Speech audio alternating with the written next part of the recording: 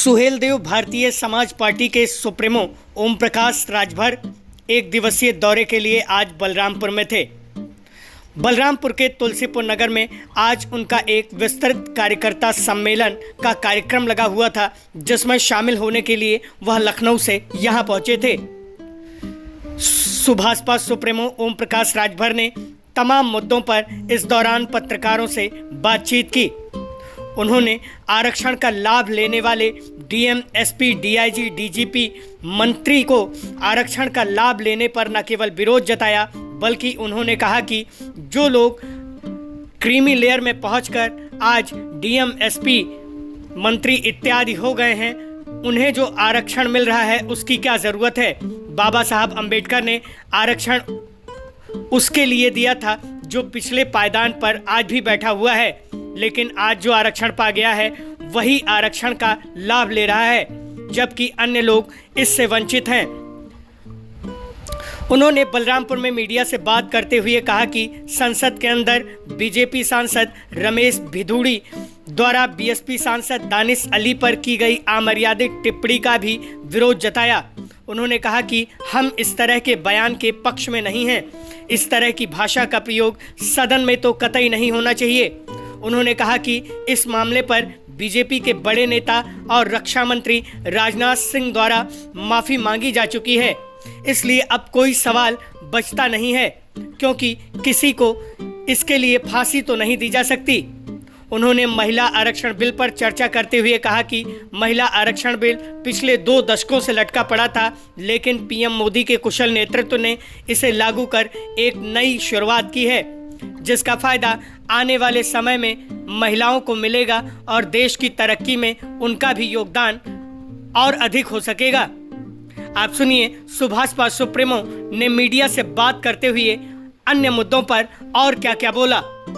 में सारे जो है गुंडा और माफियाओं का राज है। सदन में इस तरीके से देखिए, कहना एक अलग बात है, अगर उनकी जानकारी में है तो न्यायालय है, थाने बने हैं, एसपी हैं, डीएम हैं, डीआईजी हैं। आप एप्लीकेशन दीजिए, मुकदमा लिखवाते हैं, हम लिखवाएंगे। वो दें पहले, आपका दिल थाम के धैर्य रखिए, जल्दी हो जाएगा। सदन में जो लोकसभा के अंदर मामला बीजेपी सांसद का जो बयान है, क्या देखिए, हम उसके पक्ष में नहीं हैं। सरकार के तरफ से माननीय राजनाथ जी ने माफ़ी मांगी कि हमारे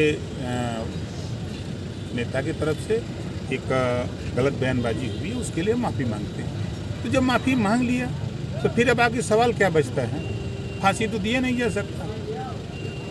अच्छा, एक देश एक एजुकेशन भी होना चाहिए, एक देश एक राशन कार्ड, तो एक देश एक चुनाव भी होना चाहिए।